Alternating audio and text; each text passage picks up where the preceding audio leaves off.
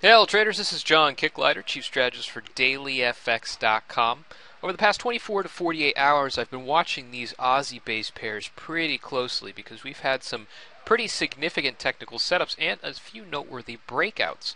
And in this price action, I have taken a trade, the Aussie yen to the short side, although that was taken well before we've seen this price action.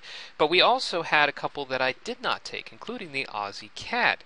And a very good question came up because I was looking at the Aussie, I was in the Aussie into the downside, and I was looking at the Aussie CAD for a potential upside drive. And a question came to me from Joel, who asked, why don't I just go short CAD yen? Right? Now, why would we look at going short CAD yen? Well, because on one pair, one Aussie-based pair, I would be short the Aussie. On the other Aussie-based pair, I would be long the Aussie dollar. All right? And technically, if you put those together, they should negate each other out, and you would end up with the synthetic CAD yen short. All right? So he has a very valid question there. Now, I didn't take the Aussie CAD, to be clear, but I did like the technicals. I like the fundamentals behind it, and what we saw as a setup, you can see here. 8-hour chart for the Aussie CAD. We were in this rising wedge, came back, tested the bottom of that wedge floor, and started to make a move higher. Now, this still can provide us a very great break to the upside.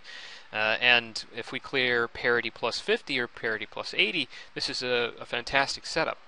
All right, but even if I did take this trade, and I had it at the same time as my Aussie yen I took when it held right here on this triple top, also a trend line resistance hold. Even if I had these together, I would not use them to make a synthetic CAD yen short. All right, why? We'll look at that today. And we'll also take a look at the dollar Swiss, one of my top trades of the year, and this is under exactly the same kind of circumstances, and it will kind of argue the opposite of what I was looking at with these Aussie-based pairs. So in that Aussie CAD, Aussie yen setup, you can see the technical patterns look pretty good. All right, Aussie CAD, upside, nice channel hold, nice wedge hold. Didn't take it because I'd prefer to see the break to the upside, so that position wasn't actually on. But I still like the bearings that it has. The same is true with the Aussie yen. All right, this is more of a risk-sensitive currency pair, risk aversion. Even if it does not catch strong momentum, this is something that is still driving its way lower. All right, so together these look pretty good. But as Joel insinuated, if I had those two pairs together, the Aussie CAD going one way, long, and the Aussie yen going the other way, short, I would negate the Aussie's influence and ultimately end up with a CAD yen position. Now, for those that are not familiar, this is a reference to the triangular arbitrage, or we call it currency cross arbitrage or three-point arbitrage theory. All right. If we combine two currency pairs like the Aussie CAD and the Aussie yen, and we're on the opposite sides for the Australian dollar component, then we should ultimately end up with what is a synthetic CAD yen position. Now you can't tell here because they are so close, but when I make a CAD yen position out of those two pairs, you're essentially dead on with the actual market rate CAD yen. So they're one and the same essentially. I actually put this blue bar back here, and it pertains to this right hand axis, to show you how far they are off at any one time. So going all the way back to the beginning of 2011. The biggest differential between the synthetic and the actual market rate was 10 pips. All right. So somebody that's extremely industrious might be able to try to take advantage of that, but it's extremely difficult to do. So for all intents and purposes, we would have a CAD yen that, if we had the Aussie CAD to the upside, the Aussie yen to the downside, we would essentially have a CAD yen trade. It would trade like a CAD yen. All right, so I would have to ultimately look at the CAD yen chart to see where those two are going together. But is there a value in holding one, this market-based rate, versus looking at the individual two and holding them together? All right, well, you could save a spread that you'd be paying for making two currency pairs versus the one for the CAD yen, but there is a value in just holding one, or sorry, in holding two.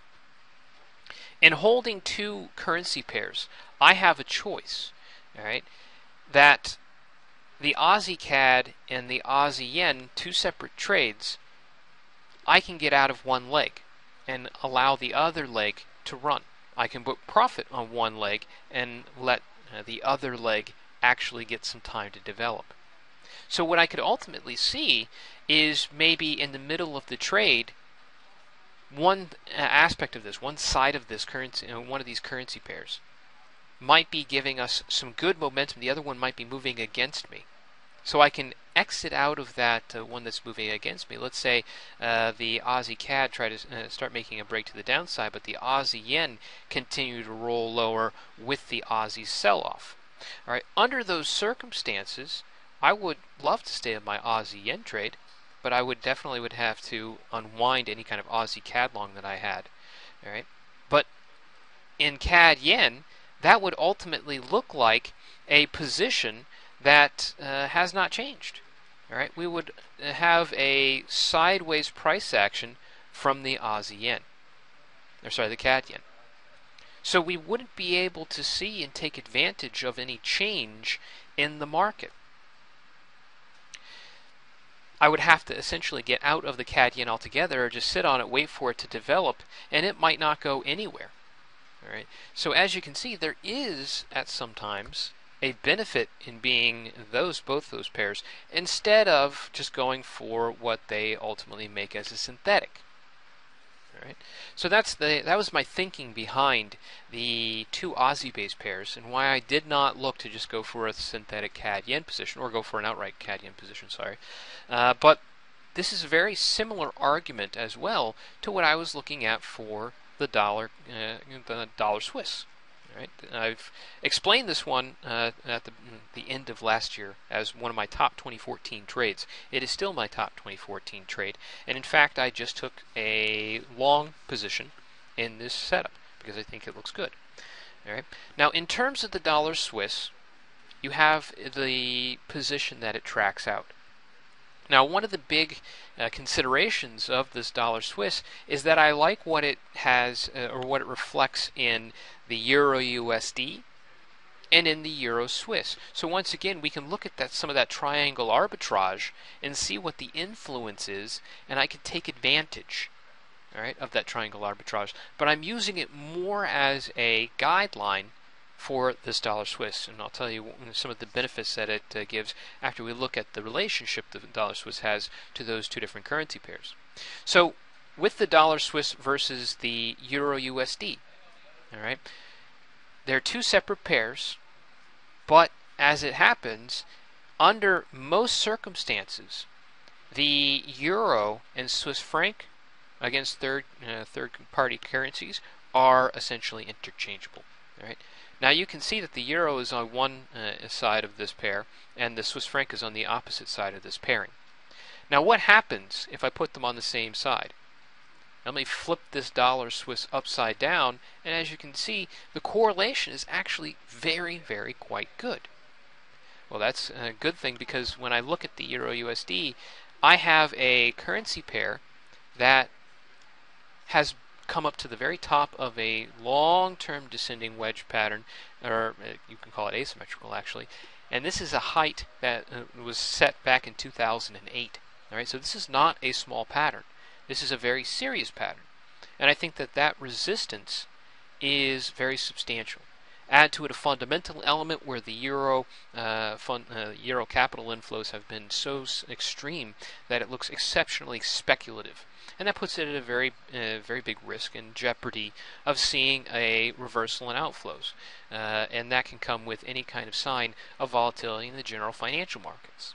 All right, so I do like the dollar's appeal over the euro in this circumstance. And that is one aspect that I can look at for the dollar Swiss and get a different feel, a different trade setup. All right, and I can use that relationship. But then I also have the Euro Swiss.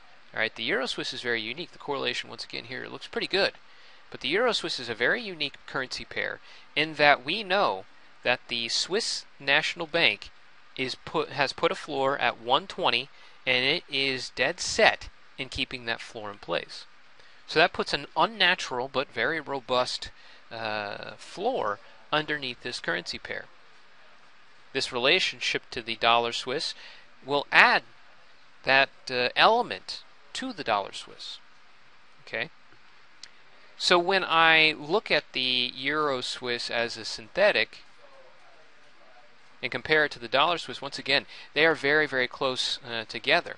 But I like this dollar Swiss much more because, one, it has the elements of the Euro USD. It's a little bit more volatile, all right, has some of that activity. But if we did have that volatility translate into a break to the upside on the Euro USD, I can help mitigate that risk a little bit because of the Euro Swiss. Its Euro Swiss would have the relationship the dollar Swiss has to the Euro Swiss would be that 120 floor. All right, so it has that support, but it also has better volatility. It's not like I'm trying to trade the really slow Euro Swiss.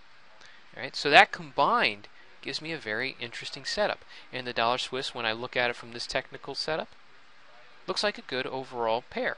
All right, because it has the elements in the relationships that we see between the dollar Swiss and the Euro Swiss, and the dollar Swiss and the euro dollar. All right.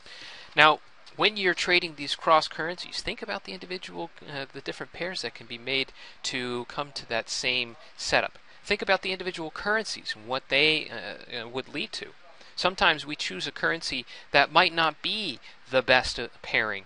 All right, there might be another better currency pairing because one currency is too strong, and it might counteract some of the gains of that currency we're paying attention to. All right, so think about these in a more open sense. Think about it in terms of the exchange rates that we are actually making, but also on an individual basis, and you can come to some very interesting conclusions about how these can work and what might work better. All right. Hopefully this helped you look at these markets a little bit differently, and especially the Aussie crosses and the Euro crosses, or the Swiss crosses, and maybe even triggered some light bulbs in your head for possible trade setups. All right. We'll do our weekend strategy video tomorrow. Until then, good luck trading out there.